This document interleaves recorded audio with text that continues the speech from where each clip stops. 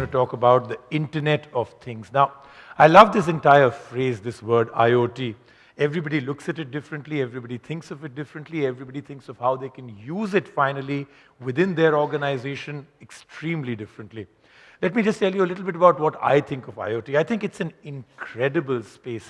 Some of the incredible statistics that come out about IoT or the Internet of Things is that by the year 2020, 50 billion devices will talk to each other with no human intervention. Sensors, devices, machines on their own. The old way of looking at it used to be machine to machine, sensor to sensor. Now I think it's all got clubbed between the Internet of Things. Now while that statistic itself is incredible, 50 billion devices, we're doing nothing, a sensor tells something to another machine, the machine reacts, analyzes, big data comes out of it. It's incredible because the force of a revolution of this kind could be a complete game changer. Everything that we do today from both sides, as customers, as people on the other side of retail, is something we have to always click upon, do something, execute it. But the IoT part of retail especially seems to be automation to the point where that typical thing that we always use as a word in retail, customer delight is supposed to be the forefront.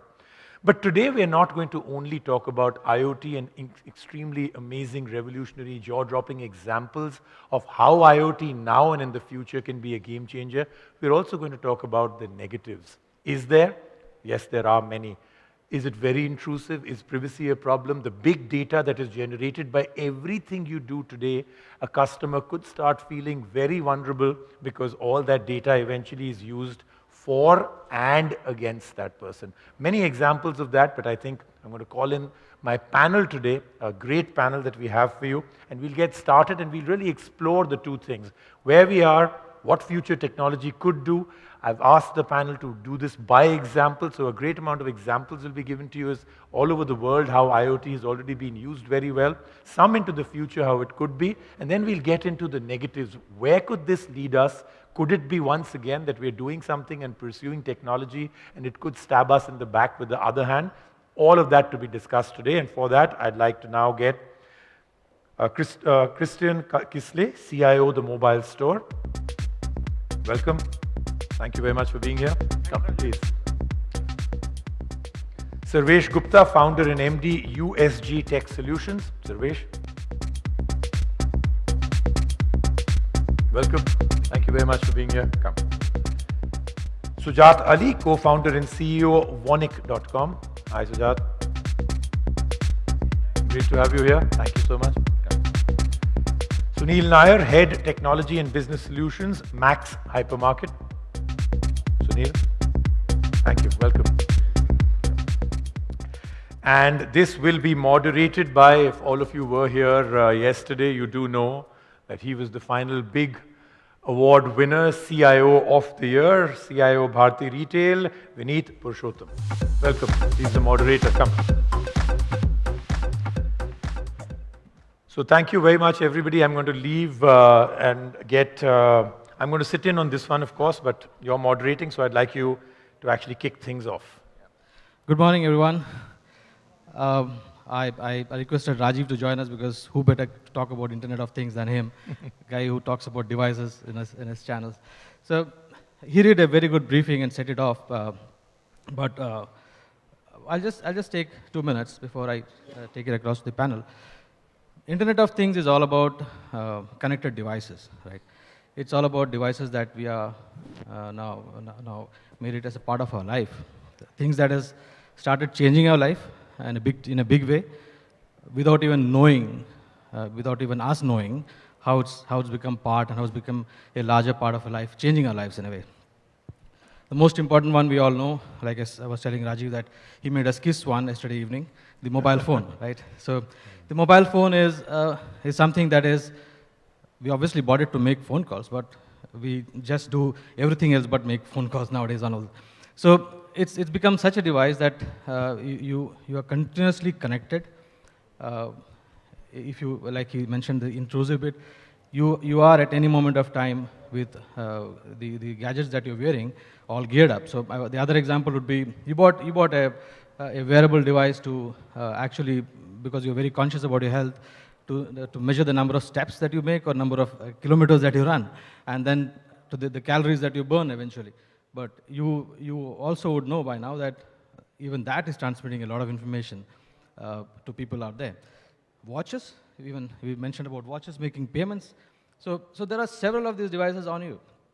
And to an extent that when so many of these devices are part of your life, like when we used to say the chips are down, right? We used to say when the chips are down, it actually has become, it has a very different meaning now. If actually when the chips go down now, many of us would not know what to do. Perhaps we don't know, we may not know how to go back home. The GPS is not working, or you may know, many of us don't even know don't even remember the phone numbers. I mean, if you want to call your driver, if you call except perhaps you know your wife's number just to be sure that you want to call her even when you don't have a phone. But otherwise, you are so much dependent on the device. So the point that I'm trying to make is, many of these devices that you actually bought for various other things are doing much more than that. And it is part of your life. There's a lot of data and a lot of information that it's actually transmitting, which is not what you wanted it to. But we as retailers in this room and in this event can make good use of it. Can make good use of it to perhaps make that customer experience interesting.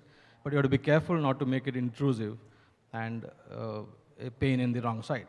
So it has to be very carefully handled. So that is what we'll try to address today, like Rajiv mentioned. So perhaps we start off with a couple of us, and you please jump in at any point of time. And I did want to make a point that there was a study that was done in India where people were asked about this thing that you mentioned about us not remembering phone numbers anymore. The study, it came out that people may not know their wife's numbers, but they know their driver's numbers for sure. Because that's far Perhaps more right. important, right? I mean, you can get stuck with that one. So that's, I think, our memory banks and how we're really using it. Yeah, and like that's so if you are so used to moving around with GPS on. I mean, it is too funny, but then you may not know how to reach back home if your GPS is not working one day. That's why you need your driver's number. So okay, I think. Yeah, so perhaps I'll start off with we got a lot of retailers in this. We got Kisle from Mobile Store. We got Sunil, and we got Sujayat. Sujayat, who is in the online space. So we'll perhaps start off with you, Kisle. Like I said, there is enough information out there. There is a lot of things that you can take from the Internet of Things, just throwing data out. As retailers, have you started working on this? Is there been a discussion with the business? Have you done something? Can you please tell us about it? Sure. Thanks, Vineet. Thanks, Rajiv. First thing, guys, we are being in the core of retail and specifically towards mobility and mobile solutions and mobile devices. We and our management clearly understand saying that IoT is big. As Rajiv was saying that 50 billion devices. Gartner has said by 2020 you will have 26 billion devices interconnected to each other, irrespective of this count does not include smartphones and tablets. That means how big is the number we can just estimate. We understand and we have built a dedicated team for taking care of Internet of Things. So there is a dedicated team which is doing research, which is evaluating products, which is evaluating solutions to see that how do we become a front runner in the thing of future. Frankly, it is. Right? We all understand the potential of it. That's a different thing, that how quickly it is scaling up at this point of time is a question, but we all understand it's a sure shot winner for the future because there is a need of it.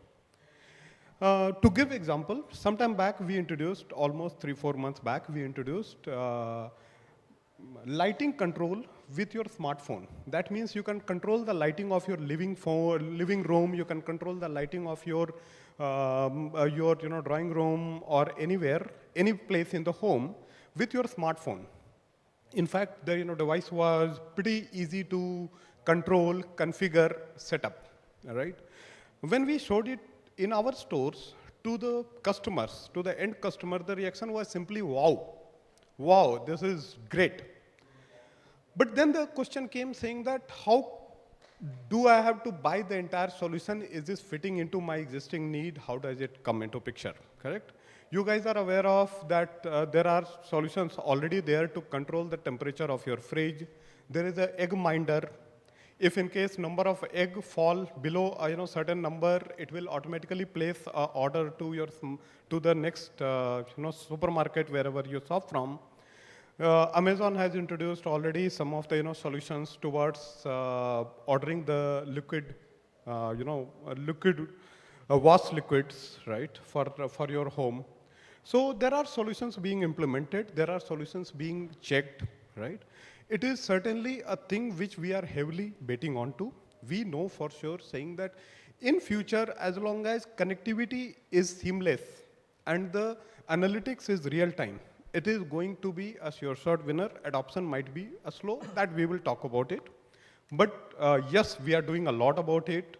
We have created a separate portal. We are changing one of our sister portal to have more IoT focus. We are changing our stores to have more of IoT solutions showcased to people. We'll look at that. Yeah, yes. So a separate team to work on Internet of Things is interesting. So that shows a lot of focus in your company for that. Sunil, if I may ask you now, on the similar lines, you being in the food business, in food hypermarket, supermarket business, how do you think you and your business would love to use IoT? Morning, everyone. I think, first of all, let me divide this into two things. One is the customer-facing part, and second is the back-end part. And I would more stress on the back-end part, where I think, that could be my view of, taking up first in this IoT space. When I say back-end, it's more about the retailer's pain points, what we talk about, the inventory visibility, inventory management, replenishment of stocks. So these are, I think, a couple of initiatives that, can be driven with IoT. To give an example, today, if in a hypermarket, supermarket space, we anywhere play around with 25,000 SKUs per day, sorry, per store. And so inventory visibility is a big challenge. Inventory, tracking of inventory, basically, from the moment from the vendors, you have direct store deliveries, you have, products in and out, going out from the shelves. So I think this is one of the most important challenges where I think today there is no real kind of solution that is emerging out.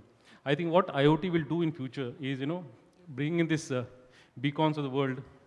We're talking about sensors coming into place, shelf life, which is very important. So I think these are one of the examples there. I think there is a real fitment of IoT here. Second, I think very most important is the fleet management. I think today, in some case, IoT is being used there. Devices are there in the market which can track your movement of goods in real time. That is number two. Third thing, I think promotions could be far better. It could be much more customer focused. The moment the customers come in, walk into your store, especially in a food market kind of area where target audience are very crucial. I think it plays a very important role. Coming back to your earlier question, are we there? Are we thinking about it? Surely we are thinking about it. This is one of the domains that I think we can't miss for sure. Having said that, we are also in the game of wait and watch, because a lot of things have been spoken in this world, and I think for a retailer like us, it's very important that ROI is measured in real terms. So we would like this technology to be stable, kind of give us the right message where we want to, where we intend to go to. And I think once that is there, it's for grabs. Then we don't have a choice. Yeah. So we'll come to that part of the discussion a little later, because you mentioned about the availability and how do you make. So that's you're talking about smart shelves and sensors tracking the stuff from the back end to the shelf and ensuring that it's available for the customers to buy. So that's an interesting space. So coming to you, if you can tell us about the online space and if you've done anything. I mean, like I was telling you, you're already on the mobile. So for you, it has to be the next step, I guess. Yeah, already so we are primarily a fashion marketplace for women and primarily in mobile app. So we have more than 3 million downloads, and you can imagine there are only 20 million women with smartphone. Already we have 3 million downloads in less than 1 year, right? And the key was personalization. And personalization comes from two aspects. One is the data, how we know about the data. Our secret sauce versus a Myntra or Jabong was that we show only those items that suits a given user based on their body parameters such as body shape, skin tone, height, etc., but also based on their lifestyle, personality, budget preferences, etc. So With this kind of differentiation, within 1 year, we were able to get more women users than what a Myntra or Jabong has, right? And the key is that personalization. And to do personalization, we need data and we need selection. Now, if you just go through the online world, this is not available, right? If you look at selection, there are a lot of items which are available in a shop or stop or commercial street, which might not yet be online, right? How do I kind of bridge this? Already we have pilot running with lot of small boutiques where how we can bring their selection online. So the way how we are thinking about IoT, already we are betting big on the biggest IoT, which is mobile, right? That was the first IoT, and we are a mobile app company. We are thinking about if you are walking through the commercial street, can I figure out like, hey, the item that you liked, that floral kurti, is available at the store that you are just walking by. And by the way, like you can go and buy there at a 20% discount. And if you don't want to carry it, just click checkout and we will deliver it to your home. Or even if you want to carry it, if you don't want to take out your wallet and pay all that, you can just click a button and make a payment. All your payment instrument is already online, and we would be able to use that, right? And all this is not sci-fi, it's already working. And we have more than 10,000 rules. All this personal styling is done by technology. It's a personal styling algorithms which uses more than these 10,000 rules to figure out what color will match your skin tone, what pattern will match your body type, what materials will be like suitable for your personality and lifestyle. So all this is like already done, and already it has given us such a big edge that we are able to go against biggies in such a short time frame. So it's not like a sci-fi or a futuristic discussion. This is something if people are not paying attention to, one or other startup is going to come and just grab the attention of the user. Okay. No, I think very interesting, but I think you're going to be taking part, the financial part of it, the payment part of it, right? And that's where a lot of people do talk about the Internet of Things could be the big game changer, because it's not only me making a payment that could be taken to the next level, it's also once I've made the payment, how can I take it forward, the kind of wearables, bands, NFC and everything else. What are the changes you're seeing in that now and into the future? Very good morning. I think in the world of this mobility, we are a payments domain company where we provide more towards the integrated solutions, which not only provides the data analytics on the backend system, but it is more about how you are able to deliver personalized services to your loyal customers, right? And NFC, I think, is going to play a vital role in that entire scenario. So, and with the coming up of Apple Pay in the system, but of course it has not touched India yet, but again, in the other markets, definitely it's making a big boom in there. So I think NFC is going to be one of the key things from the perspective that how you can make sure that your customers are able to get personalized services. So, and let me put an example to you on that regard. So Disney, right? Disney provides, when you enter and purchase your tickets, they provide you a band. They provide you an NFC band from the perspective that how and what you are going to be doing in the entire amusement park. They are going to track each and every movement of yours from purchasing of the ticket, from purchasing of water and going to the rides and everything and going back to your hotel itself. So that band itself provides you each and every aspect of it, even the payments of the system itself. Right, and that is one of the key things that could change the entire scenario. So it could be like I have an NFC-enabled device, so I could just look at the poster of maybe a movie ticket, right? I just tap on that and I look at it, so I can look on my mobile itself, which defines, all right, these are the seatings which are available, and I can pick and purchase and make the payment at the same time. So I don't have to go to the counter and look into the systems. And similarly, it could be for fashion statements and everything. Fashion store coming out with a new device, with a new pair of jeans, right? So I can just get knowledge about it by tapping on the system which is out there to understand what this is, right? Not only I'm buying, I'm also gaining the knowledge of it, that how this could happen with me, whether it's going to look nice, and all those things. So all those things in regards with that is going to change the flavor of the consumer while entering into a shop. Okay. While we're hearing all of us speak about how I'm making the customer's life interesting, by using words like personalization, by saying that I'm recommending things to him, I'm doing him a favor by doing it. But at the same time, that's when we are getting into that intrusive area. And when you mentioned that, I know all the ladies sitting here, when you mentioned that if I use your app and he actually knows what's your physical dimension and a lot of personal details, it gets into that scary space of being too spooky. So but I think he might be able to answer. Have you had negatives? Have you had some feedback where people are saying, this is too much for me, I don't want to dispense with so much information? So I think the primary key is opt-in, right? So if you take the quiz, which is just a short 4-question, where we can understand your body type, we will personalize based on that. If you want to skip that and just get it personalized based on your lifestyle and personality, then it's fine with us. You can still use our app in that way. And But for was some, that a learning for you? Did you have to go back and give that option? Because usually the first rush of new technology, everybody's so euphoric that you rush in, and then there is negative feedback and you suddenly take a step back saying, okay, maybe we should give it as an option. Did you do that from the very beginning? no, from the beginning itself, we gave that option. Okay. And especially with the Indian women, I think they are more often than we think, they are willing to experiment. Okay. For example, we have a feature where we want to go through your photo rolls, understand what kind of dresses your friends are wearing, and recommend similar things. And people are open to such pilots as well.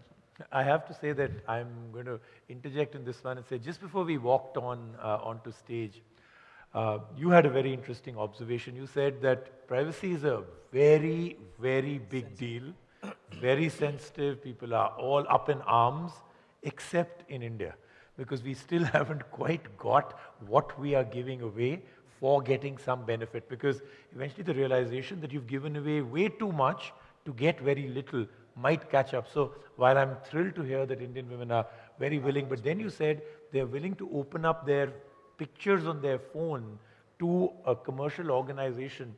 I think eventually people will have a lot of feedback to you, and there will be quite a backlash to that. So I'm glad. So does your app actually ask for that permission? Yeah, so I think there are two key things there. One is opt-in, telling them like, hey, do you want to opt into this and then use that? And two, communicating. We want to be like very, very communicative, even over-communicate to the users. Hey, I think you don't like sleeveless. Do you want to stop showing sleeveless? Things like that, right? We are involving the user in that discussion. Okay. And as I said, like today already probably that has given us the edge. And people, even in the consumer group, are based on the data. We do more than 10,000 orders a day in less than like 10 months.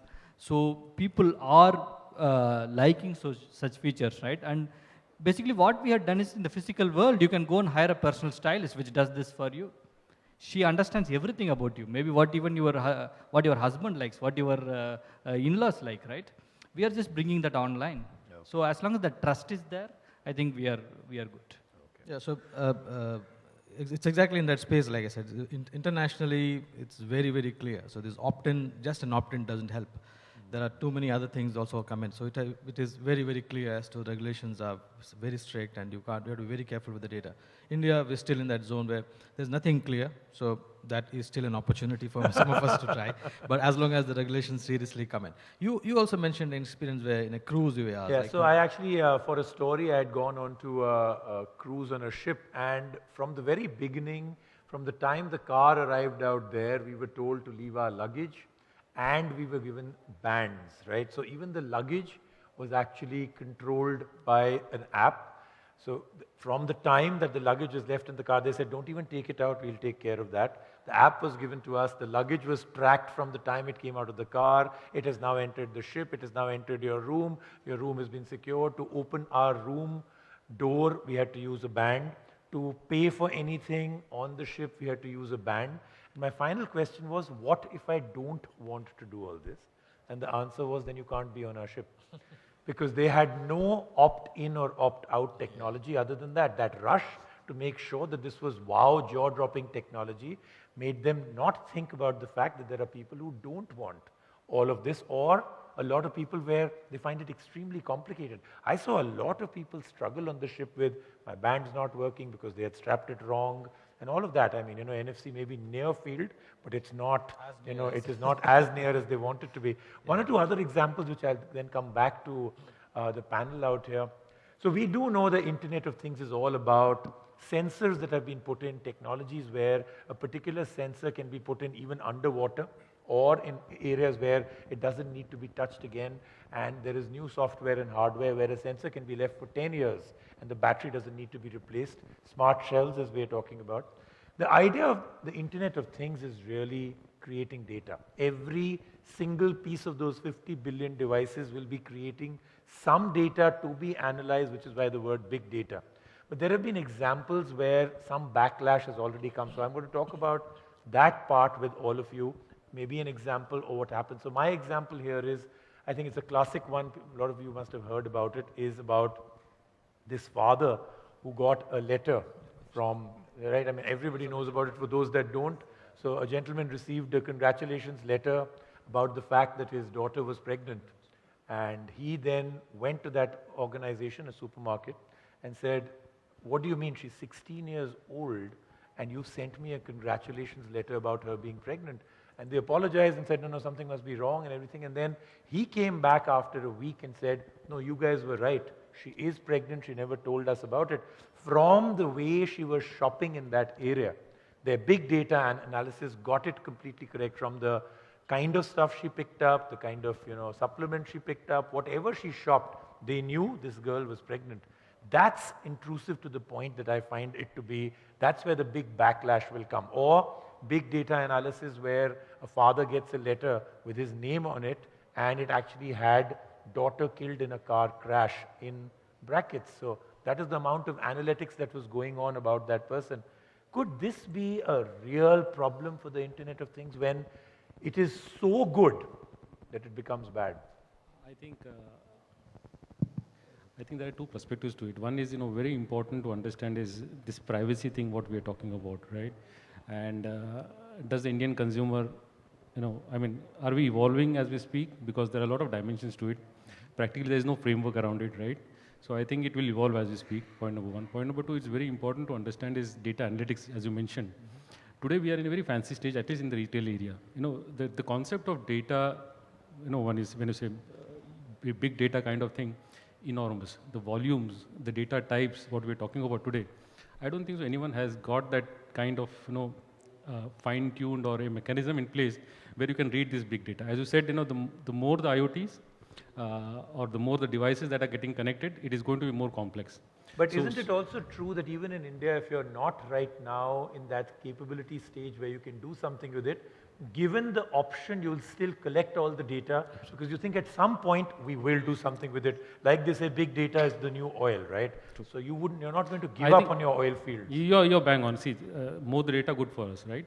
How do we churn out the data and make a meaningful analysis of it is part two for us right now. But yeah, just to answer your query, yeah, I think there is enough and a lot of things that is being worked on in the big data space, and this is only going to add on to this element of how do we manage, as you said correctly, the example of Amazon given, and these are going to happen. I think India, this is, you give an example where it was a matured market, right? But in India, it's going to be evolving. So a lot of things are going to come in, a lot of things are going to be evolved, and then I think there will be practically somewhere at some point of time where you will come out saying that, look, this is the way big data analytics are going to play a role. Because as of now, today we are talking about a transactional-based system. Then you have a customer CRM profile. So these are captured in a very stagnant way. Or if I get all the data, I'm not using that data, right? So probably IoT will enforce or force me to ensure that it gets more personalized. This is where I think Indian retail will evolve over a period of time. So if I may add to that, Rajiv, is data as retailers we've been having it for quite some time now, either Internet of Things or otherwise, because it was either you perhaps with a loyalty card, with being tracked, with your transactions being done, and so on. So data has always been there, a lot of data, but I know many of us have not been able to use even perhaps 1% of it to actually use it. People have now matured over in the analytics space and with a lot of separate business intelligence teams and competency teams to actually work on data to come out with attractive promotions, targeting customers and so on. So so one good thing about the Internet of Things and the data coming from these, I believe, they are more cleaner than the other data that we used to have. So there, because it is a lot of manual interventions, people filling forms. The guy filling form does not even know why I'm asking somebody's anniversary date. And he could go wrong, put the date of birth there, and anniversary date on the date of birth, and all kinds of things can happen. So at least to that extent, the data would be more clean because it's a device that's throwing out data without even the guy knowing about it. So yes, but very true that there's a lot of data out there, and it needs a lot of sensitive analysis to it, because you can go wrong big time, and it could cost you the business if you really go wrong there. So we heard a lot of stories here. If one wrong information and one wrong interpretation of that data, it could be very, very dangerous. So therefore, yes, a lot of effort, a lot of what you call conscious thought has to go in as to how you mine the data. I loved it the way when Kisle mentioned they got a separate team working on IoT. I mean, you have to have that kind of focus to really, perhaps, really use this kind of big data. We should actually find out more. So what's the objective of this team? I mean, from the technology is there, but it's still infancy. How is this team, what is the goals of this team? What are they going to achieve? So the team is working on twofold. First thing, they are looking for the devices which are IoT enabled. The devices which can be used in day-to-day life. Basically, we are looking for solution of day-to-day life. What can be interconnected with your smartphone, and we can showcase in our store, and we can sell it to our customer, which can benefit our customer. Right? It can be through the portal, it can be through the stores, but what we are looking for is that IoT solutions, right? Sometime back, I was saying about that, how do you control the lightings of your living room using your smartphone? It's an IoT device. Yeah. We are looking for that. As an add-on, we are also looking for IoT solutions, saying that if what all the solutions which are covering the regular day-to-day solutions, or what are the solutions which is making your life easier. For example, all of us are very much concerned about our kids. Our job is to leave them to the school bus, and whether they come home or not, even if they are 15 minutes late, your heartbeat really starts pumping out, correct? In fact, you are a lot more concerned also, saying that I have left him to the school, whether he has left the school, whether he is attending it, what he is doing. So there are solutions saying that in your school bag or in the school tag, leave a small tag which can track your kid. So if he is leaving school, or if he is not attending the classes, what he is doing, where he is going, at least you are aware of. If he's found something outside of 500 meter outside of store, you will outside of his school, you will get an alert. Everybody is concerned about safety of his kid.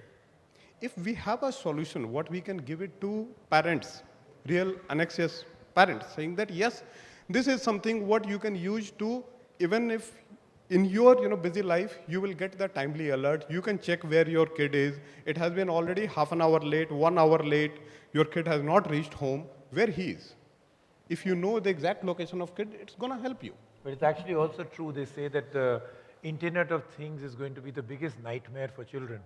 Okay, if you don't want to attend school, we could get away now. Technology will just catch up within seconds. So children may not be really too thrilled with the Internet of Things for sure. What they watch, what they do, where they are on the Internet, what they've typed, every single thing can be tracked. So they may be happy if they also get to know where their parents are. So yeah. I don't think we'll have very exciting things to really tell them. I mean, here I am at a conference on a stage. That's all they'll come to know, right? So, because the question was, again, was more to say that how does this team, do they have a KPI? Do they have, because why I again bring that topic is, it's all nice to talk about all of these lovely things, but I guess the CEO and again the CFO and everybody would still be interested in knowing, paisa kab aa raha hai? Well, because exactly, I think he's totally right. My question was, can the Internet of Things, now this is going to come to each of you for what you do, can the Internet of Things right now, with whatever you're doing with it, help you sell more mobile phones, help you sell whatever you're doing? Can it help you sell more mobile phones right now? As of now, we feel that it can help us sell a lot of connected devices. It can help us increase our margin profitability. may not on the smartphone alone. Yes, it can increase the volume of smartphone, but it can help us sell those devices and increase our margins. That is for sure. We understand as of now, adoption is pretty slow. As you can see that very few Internet of Things solutions or the things have matured enough for people to start adopting it. The adoption is slow, but certainly we know that it's going to help business.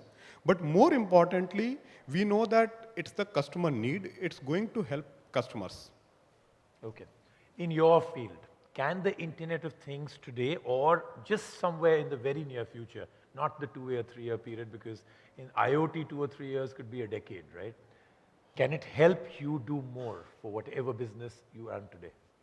Yeah, definitely. I think it's definitely going to help us from the perspective how well integrated solution we are able to provide it back to the retailers so that they are able to deliver much more personalized services to their customer, right? Definitely, it's more about the adaptability of the technology. At the same time, there are positives of technology, but there are negatives of technology at the same time, right? So how this is well adapted, cost effectiveness is one of the major reasons while we are talking about retailers in the system. Each and every aspect of it, how it has been taken care of and been delivered well from a perspective that it has been used in the large scale in the retail outlets, right? That is going to be one of the biggest challenges that's going to help us to deliver much more integrated solutions, IoT, in the system itself. Okay. What about you? So now, we heard from you, you're predominantly using a lot of algorithms to really get to solutions, which is customizable. What about IoT itself? I mean, where there's going to be sensors and other things. I mean, you're getting a lot of interesting data. You are, real-time analyzing it and giving a solution to customers saying, this is what we think would be perfect for you to wear. What's the next step for you? Yeah, so as I already spoke about, like data is at the key of what we are doing, right? And we cannot rely on every data that we get. We have, for example, let's say a kurti is uploaded by a vendor. He might call it whatever pattern they want. He might call it whatever color they want. We cannot rely on that. He might say this is a green shirt, right? If our key secret sauce is personalization, I have to generate data. Recently, we acquired a company called TrialCart, which provides virtual mirror solution. We acquired the company. We ourselves are less than 2-year-old. We had to go and acquire because we place a lot of such premium for technologies, right? Because we have to use the data that we can be confident about. So that is where the key is, right? Even when we are piloting with the physical stores to bring their selection online, and we can probably deliver it within the hyper-local space, etc. Even there, the way how we approach it is, can there be zero barrier to entry for the consumers? I cannot go and keep a beacon, ask the customer to switch on the Bluetooth, opt in. Consumer is not going to do that. Instead, what can I do? Can I use GPS? Can I use RFID? Can I use something where the consumer need not do anything, right? So we are already, we think that is what is going to be secret sauce. And we have to do it first and before where everybody gets it in a seamless way. And that is what is going to keep our company take to the next level, right? But okay, so let's talk about this one very interesting thing. For maybe the last 7-8 years, we've been talking about this virtual mirror technology. It was really clunky at one time. It was more like a joke mirror, a magic mirror where everything would be right except for what you were trying out. It has evolved. It's quite sophisticated. What's your adoption since you bought it? Has it been taken out? Is it available right now on your app? So currently what we are doing is we are using the data to learn about the image rather than directly asking the user to try out. But this company has a separate app called TrialCart app, which was allowing the user to do that. Okay. Go anywhere, take a picture, take any picture of an item, and you should be able to try out within the app. Okay. That's what this company was already doing. And it's not just this one company. Apart from this acquisition, we are working with 4 more image intelligence providers. Just everybody came in the last 1 year. So this is the time when that image intelligence has matured enough where it can be taken to broad set of consumers. So within your app, you cannot have something where one master picture of mine, a full-scale picture of mine is already there, and every time I'm looking at a particular object or a product or a fashion product, I can immediately see it on myself. So as I said, that was the feature this TrialCart is providing.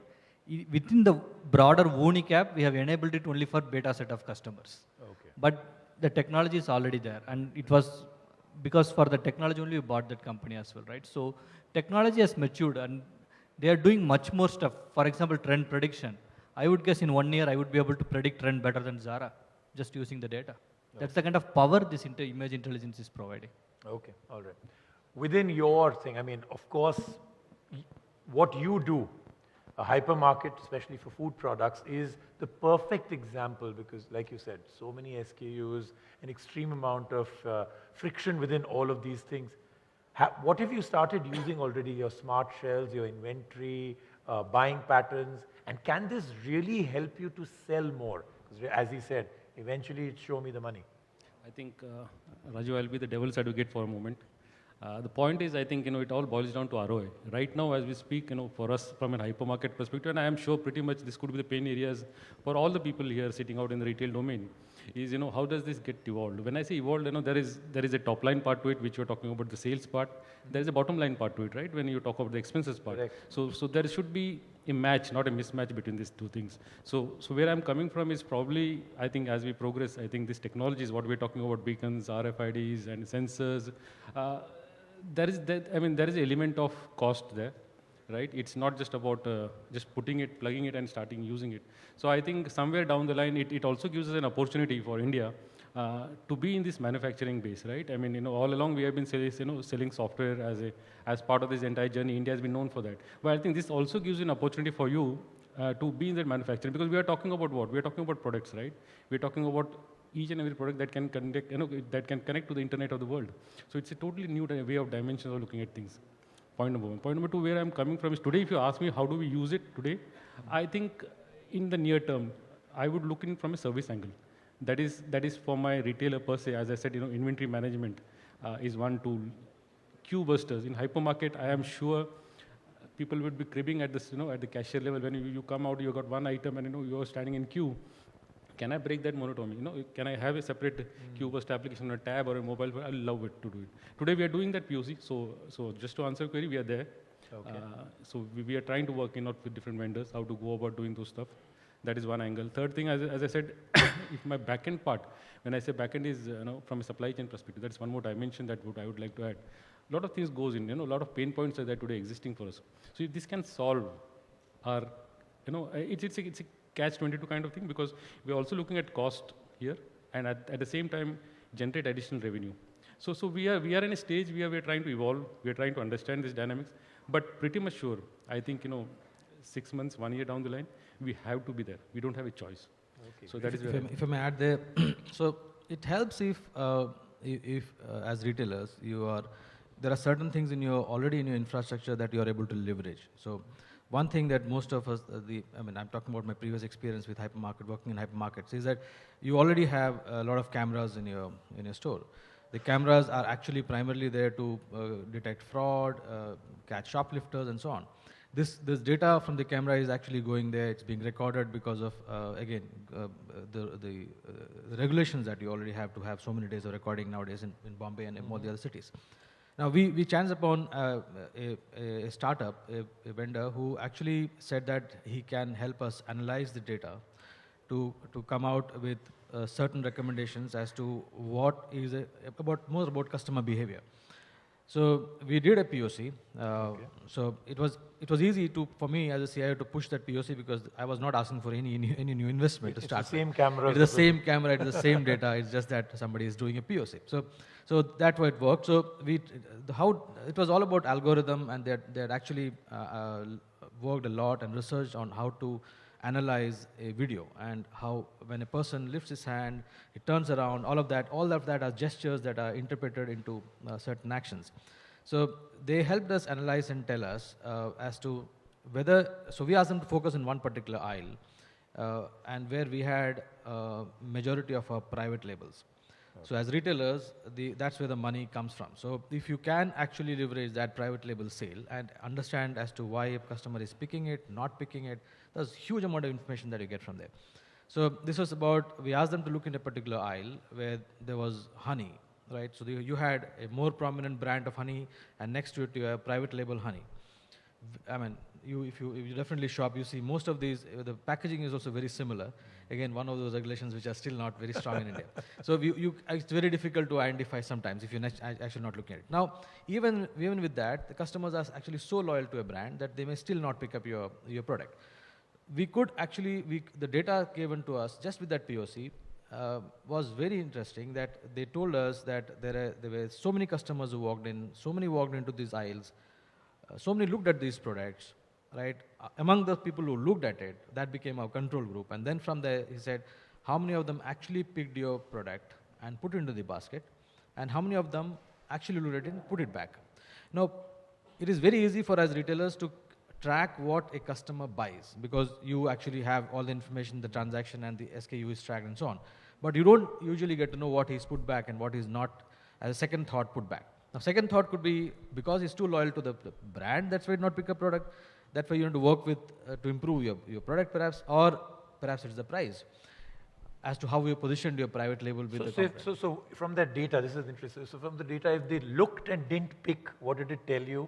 If they picked and put it back, what did it tell you? Correct. So if they looked and they didn't pick it up, so it was then shared with the marketing folks and with the product teams as to say, okay, why do you think they did not pick it up? Because is the packaging not attractive enough? Or it could be a marketing guy could come back and say, it's because they're so loyal to the brand, they don't even want to look at your product. So that's, I mean, he looked at it because he was looking at honey, and then he saw Dabur and picked it up, whatever. Okay. So that's how it is. But if he picked it up and he looked at it and put back, it's mostly the price. I mean, majority it's the price, or perhaps if they're conscious enough now, people looked at the expiry date and found it expired or very close to expiry and so on. Because when you have a stock of private labels, and if they are, I mean, typically you will have more inventory of your private labels. Especially since you were doing this, I'm sure it wasn't selling that well, so it could be expiry date also. You had a lot of stock of that. All of that, right? So all of that bit came in. So what I'm trying to say is the case, such things becomes easier for us to push because the ROI is very visible. There is not a large investment that goes into it. There are players who can come and do this kind of things for you and move out, and they're not a permanent cost to the company. So those are things that I'm sure retailers would get into slowly. No, I think it's a great one that you've started. I'm actually again going to go down the panel with this. So now each of you can give us one example, doesn't have to be from within your organization, of a very interesting thing that you think is happening with any retailer in the world using IoT that could be a very interesting start to something. I know the ones that have already been talked about when we were off is what Zara does from the time something is manufactured to the time it reaches the floor. Other examples like this of something really interesting that you're fascinated with, IoT and retail put together. I'll start with you. First thing, we are pretty excited about it, to have a connected home, right? In your home, how you are controlling your fridge. It has to order at the right time, what all things which are getting rotten in the fridge, how your AC temperature is, where you have left the room, but the room lights and AC and all the things are on. You have nobody is watching TV, but the TV is on. So we are pretty much interested in interconnected home, the entire connected home concept. We have seen solutions, right? Unfortunately, as of now, out of Internet of Things, people are more concerned about things than the solutions. This is what we are facing issue with. Whenever we see a solution, we find that the person has built a thing rather than building a solution. And what we are actually looking for is a solution. But yes, the interconnected home or the connected home, let me not talk about interconnected because it's given. Once it's connected, given. It's all interconnected. So, but the connected home is something what we feel is a thing of future, where all the devices, all the things what you have it in your home are connected to each other with sensors, with data, and accordingly they are behaving to your need. Outside temperature is low, it's raining, so yeah, your AC temperature accordingly adjusts itself. It's you just reached home 15 minutes earlier, the ACs are on, so that once you step into home, it's not hot. All the things what you are connecting, because if it's connected to your car, it knows that you are reaching in another 10 to 15 minutes. You know that in another 10 to 15 minutes on a June afternoon at 1 p.m. if I'm reaching what temperature AC should be. It should be all intelligent devices connected to each other. They understand what time you are reaching, what you require. your soda should be out of the fridge or should be in a section in the fridge where it's 1 o'clock in the normalized, afternoon, all a the soda things. out of the fridge. Okay, that is a great idea in every which. Okay, an example could be from anywhere in the world where you think the Internet of Things is merging brilliantly with IoT and something that we can all be fascinated by. No, definitely. So this is one of the things we are doing with one of the Australian banks. And it is from a one integrated platform that it has been there from the perspective, not only from payments perspective, from the perspective how you deliver different services to one of the customers from the time he enters into a showroom and you know about his previous patterns, what he has been buying out, what things he would be looking out. That could be a grocery, that could be his fashion and all those things. And how you are able to deliver him real time things that, all right, you bought these things last time, right? These are the discounts which are running right now. So you can go to these sections and look into those things. And plus, as per his system that this is his size or things. So each and every aspect of how and what the person is looking at. So it changes the dynamics from a perspective of a customer, what he is looking at. Plus at the same time, he's having each and every aspect from payments, from loyalty, from rewards, and all integrated into one system. And he has that experience of and knowledge what he wants to buy out on that store. Yeah, that I think is one of the basic potentials of IoT for sure. Anything not necessarily from within your own organization, but something that you really you've been fascinated with, or some jaw-dropping stuff? Yeah, so before Voonik, I was working at Amazon. And Amazon was very focused on how to get these customers to order without requiring a website or a mobile phone or a mobile app, right? You might have heard about a lot of devices coming out of Amazon, whether it's an Amazon Echo where you just keep speaking like, hey, I need this, I need that, Right. it will understand it, it will order it for you. Or Amazon Dash buttons, tight dash button, you just stick it to your washing machine. In fact, Once for tight those is over, that don't know about it, the dash buttons, could you just give an example? Because when I came to know about dash buttons, I was really, really fascinated because I think a lot of thought has gone into it. It's only for a few things and it works very specifically. And this time I was in the US and I saw multiple households that have started using it. Just stick it. So if you could tell the yeah, audience. exactly. Those that So dash button is one way of how Amazon is achieving that, right? For example, let's take a Tide dash button, right? You can just stick it to a washing machine or something like that. It just has a button. That's it, right? So whenever you are running out of the Tide washing powder or you have to order it again, just press the button. That's it. Amazon already has your payment instrument on file. It will automatically do the. It will automatically charge your credit card. And Amazon already has Amazon Fresh, which does the grocery delivery. So they will just deliver it to you like the same day or the next day. So you don't require any mobile phone or mobile website. You just like whenever you need to order something, there will be a device for that. In fact, whole Amazon Kindle devices are towards that. Kindle Fire was not aimed at capturing a mobile phone market. It's about how can I use this. For example, Kindle Fire phone listens to what you are watching, what ad you are watching in the TV. It listens to that, and if you like that, like you can just order it, right? So all this is again not sci-fi. Amazon has already done it, and already these are like picking up in US at least, and India also. I think soon it will start. So I was actually very fascinated. One particular household in the US had about 20 of these Amazon Dash buttons, 6 of them on their refrigerator. So every time, and onto the side of the refrigerator, every time they immediately saw something was about to run out, just one press of a button, and even the pre-programming was, if it's to do with items which are food items, it would actually come much quicker because you would need it that much faster, eggs and all these things. And that whole household had 20 of them. I mean, everywhere you go, they'd stuck one dash button. It was all as it was happening, from the washing machine to the refrigerator to something in their room and the Amazon Echo. So yes, I think this is, a great example of how IoT can be used with no terminal in between, no smartphone, no tablet, no laptop at all. Anything else? I think for us the wow factor would be if I understand my consumers, and their buying patterns. I think that would be really big wow factor. Today, what is happening is, we are doing kind of post-mortem where, we're trying to get the CRM data analytics and trying to make a piece out of it, saying that what does this consumer want? And by the end of the study, we realize that the world has passed by, right? So if at all, if this can help us in giving us this real-time insights of, what is happening on a minute-to-minute basis, per customer basis. Imagine a transaction where you're talking about, hypermarket where you have got 10,000, 15,000 customers walking in every time.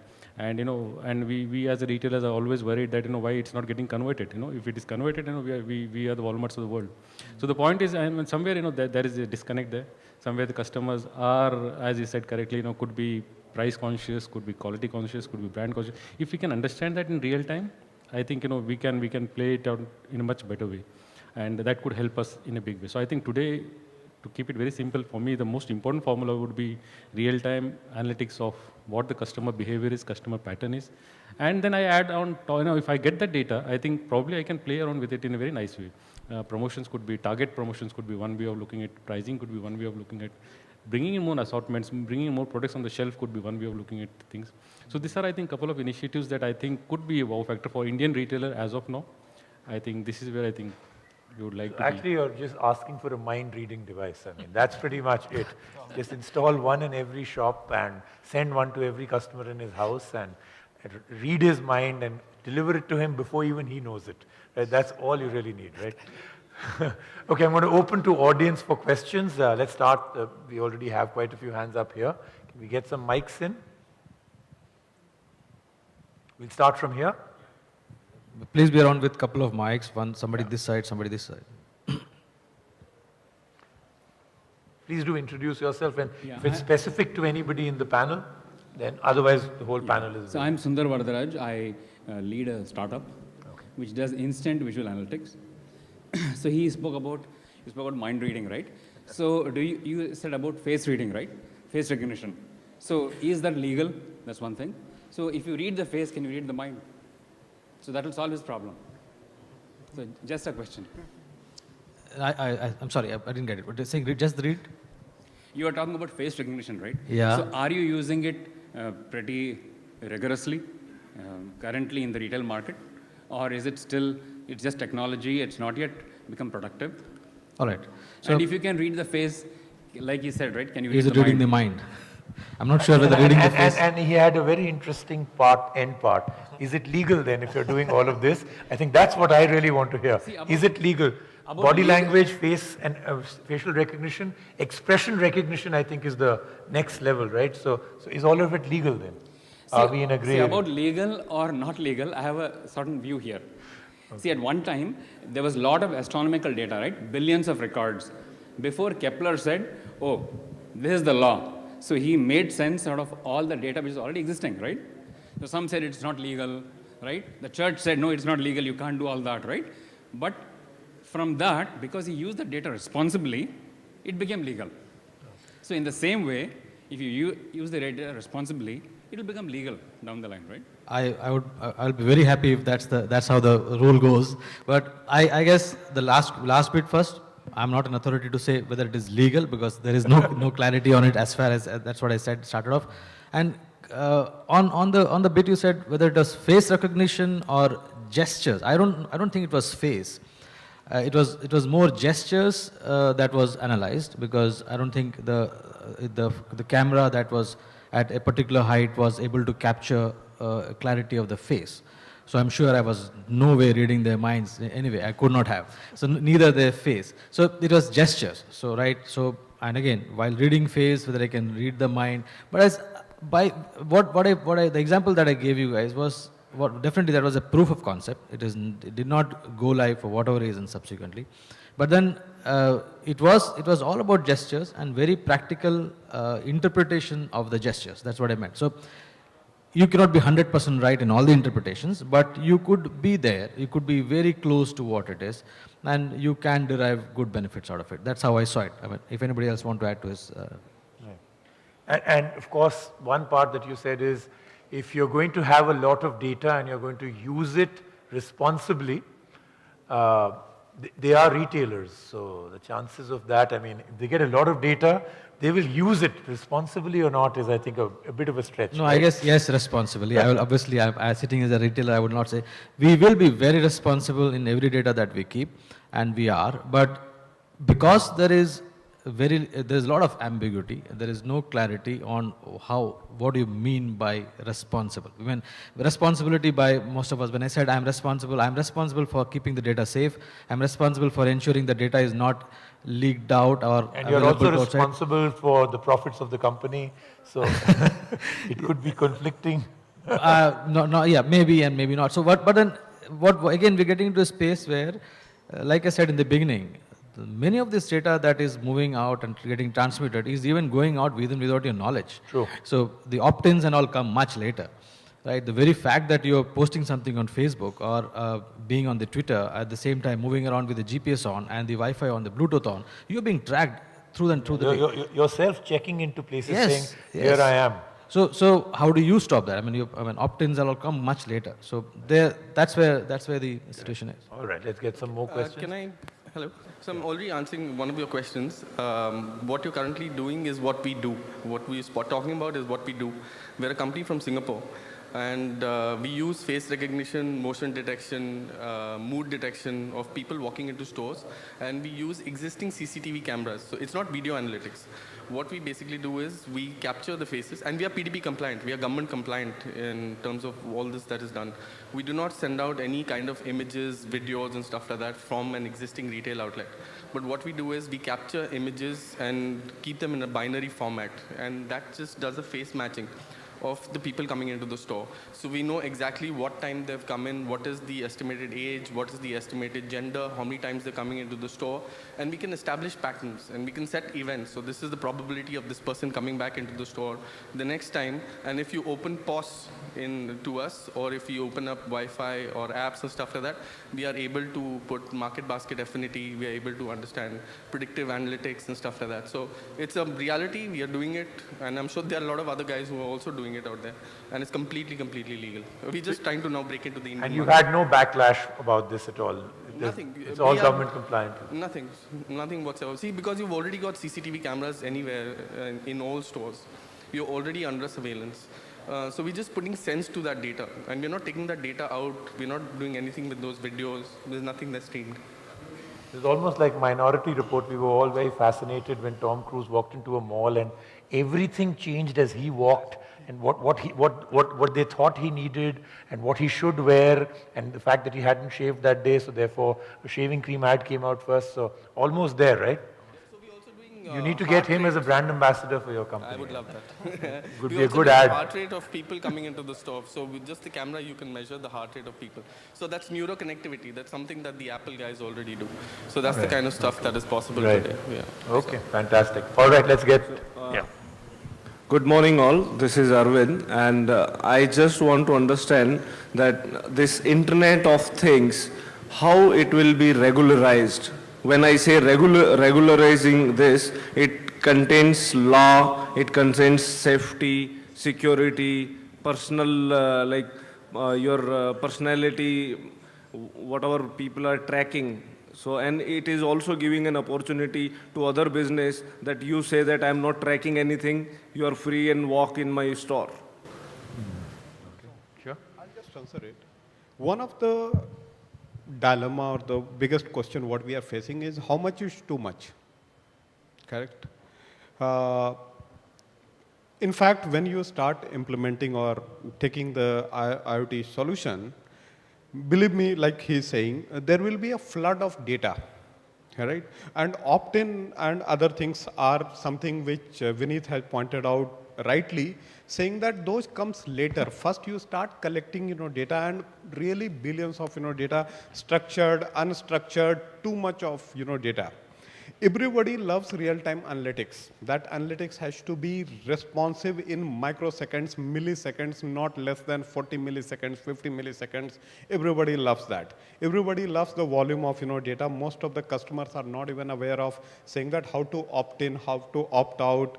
The ground rule generally taken is that if it's not illegal, it's legal. I mean, I'm sorry to say that, but that's what is a ground reality. So you end up collecting too much of data, and you are collecting data everywhere, everything. And frankly, once people start seeing the data, you put one of the analytics tool or something, any of the analytics tool, and after that, management is fascinated with what it can do with it. And this is where the entire challenge comes. What you are pointing towards, saying that how do I get this data to make sense? Because even a 0.1% wrong analysis can really start creating the negative connotation. Actually, believe me. It can start hurting you, because those negative news starts, you do 1,000 recommendation right, you do one recommendation wrong, and next day you will see that the person is talking about it in Facebook and Twitter. Look, this is what they are doing. It's a fact, right? Even the management decisions, how much data you have collected, how you are using it, when you cross the limit, how quickly you are able to, by the time you show the relevant ad, the person has walked away. What is the point showing the relevant ad? So it is one of the challenges which we CIOs are facing. We are under tremendous pressure, believe me, to have the right data, to segment it right, to make sure we are not taking too much than what we can eat. It is one of the challenges which I believe it will take another a year or two to really put our mind together and make sure it is stabilized. It is at a level where it's really the right solution.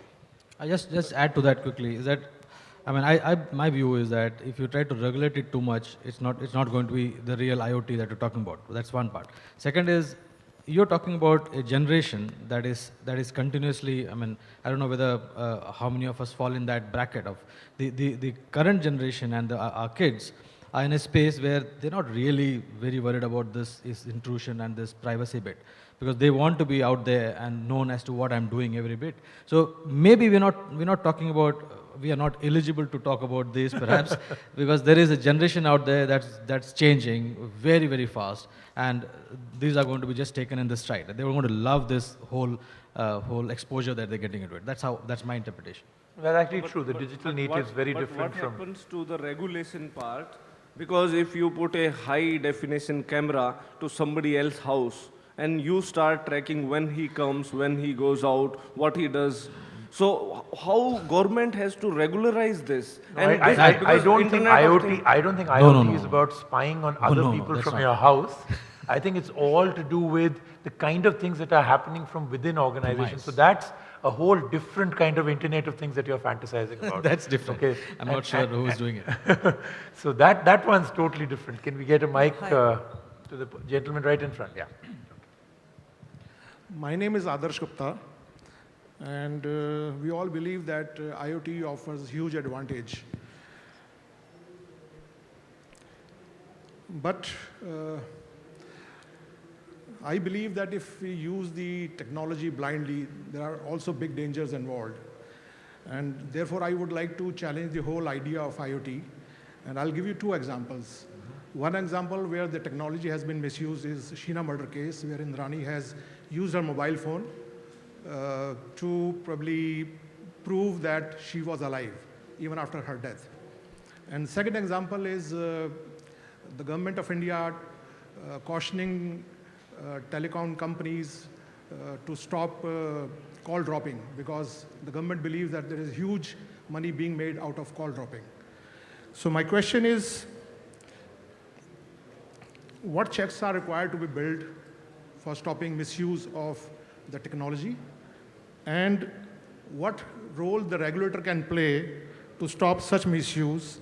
Like if you use a passport or a PAN number or probably Aadhaar card of somebody else, it is a criminal offense, whereas using a mobile phone of somebody else is not a criminal offense. So I'll just take the first one, and then I think you can take the second. In fact, the first example you've given is misuse of technology, but it could also have been done in the same way by just maybe a letter being posted also. So all that communication did is if they did want to show that she's still alive in a different country, she could have also got somebody from that country to post 2 letters with her signature on it. So I don't think it's so much. In fact, I think better use of technology could make sure that this kind of fraud of technology doesn't happen. For instance, the next movement forward is that you cannot even operate a phone unless you actually hold it, your own fingerprint or any kind of, security systems that doesn't need just a password, but something from within your own body. That's a lot to do with IoT. Till you're not identified as who you are, you may not be able to send a message. So I think it's how technology will move forward that will make this misuse stop. The second part of it I will leave to you. I think if you recollect the earlier discussion that we started with, the point was we said it's gradually progressing. When we said gradually progressing, it is in all terms. When I said I spoke about the framework, the rules, the regulations. So I think it will evolve as we speak. Definitely, we are not the right audience to talk about from a legal perspective. The boundaries are definitely going to be there. Data is definitely going to be playing. I mean, when I say data, the right amount of data churning out, right amount of, as I said, there is humongous data that is available there, and how do we utilize it? So that could be, as we speak, I think, over a period of time, we could try and evolve this process. Right now, I think we are just trying to figure it out whether this data is available. Is it in the right way that we want to? Can we use that data? That is what is important. See, data is available, but do we have the right technology? Do we have the right solution to use those data where you're coming from? So I don't think so we are there right now. So I think it will evolve as we speak. So yeah. Right. All right. Great. Hi, I'm Kinshuk from Aditya Birla Retail. My question is around skills. Now, IoT is a very machine-controlled, machine-managed world. And hence, what are the skills that we have today will be irrelevant 2 years down the line? And what are the skills that we will need to manage that system better? You said the skills that you need to drive technologies like IoT? Yeah, like I believe that what we pride ourselves as managers today, the skills, they probably will be irrelevant 2-3 years down the line with machine doing a lot of our work. So what is it that we will not need and what is it that we will need? So I think that the point is current skills are redundant because of how the movement is so fast, and most of this is going to be sensors and machines. So our current skills are not adequate. So what do we need to do right now? Maybe you're right. But that's true for most of our workforce and the generation that we are in. So you need to have you will have a lot of people who are the millennials entering your workforce. That will definitely help such what do you call Internet of Things and solutions around it, because they are the guys who really will know what they want. Yes, to answer your question, yes, you may have to relook at some of your skills if you are actually but as retailers, you're not at the same time what do you call an IT company. You are taking the help of several others to get these solutions built for us. Most of us don't have a large IT team working for us. So we will leave that botheration to the companies who are the IT companies to deal with. But interesting bit is there are enough and more startups out there who are jumping into the space and very keen to work with retailers. I'll definitely go look for them and use their expertise, then revamp my workforce. Right. One of the things that has been predicted with IoT, though, and any of you would feel that this may be wrong, is that the first skill that will get hit by IoT is not managerial, but actually workforce. The people who actually do the blue-collar part of it.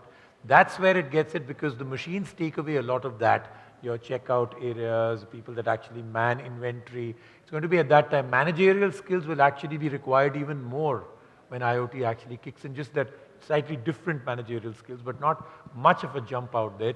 It's the people who actually handle the manual labor part of it that get hit first with IoT. That's what is. I think just to add to that, we are working on a lot of cutting edge technologies, right? But we don't require experience in those skills. We can always train people on skills. I think the basic capabilities that we look for remain unchanged, whether it's business capabilities for business analysts, managerial capabilities for managers, or problem solving capabilities for engineers, for coders, right? So I think those remain unchanged, right? And even in terms of the manual labor part, we also have a workforce which, for example, tags the items, identifies the items, etc. Their role has changed from directly inputting to the system to training the system. Still, the system needs to be trained as well. So, and it needs to be trained on various aspects which keeps evolving month over month, day over day, year over year. So I think people keep evolving. As long as those basics are there, I don't see like. But I would want us, when we maybe sit here 2 years from now on the same panel, for me to find out how many of that workforce still is training the system, because once you've trained the system, do you need them to keep training it? Because a lot of the workforce will get affected. That's a prediction that can't change. IoT will hit the workforce, the manual workforce, pretty dramatically. I know there are still lots of hands up, but unfortunately, the clock is ticking, and I've also been warned that I'm over time now. So I will leave you to give me a 30-second analysis and then thank everybody as the moderator. Yeah, sure. So very interesting discussion. I know all of you have enjoyed it, and this has been, so we touched upon almost all of the topics. I'm sure it's still not possible to touch every bit of IoT. We all know it's a very interesting space to be. We had that cautious optimism, if I want to say, in the whole discussion somewhere, because yes, we all know that it's out there. It's out there to be used and imbibed into the whole shopping experience.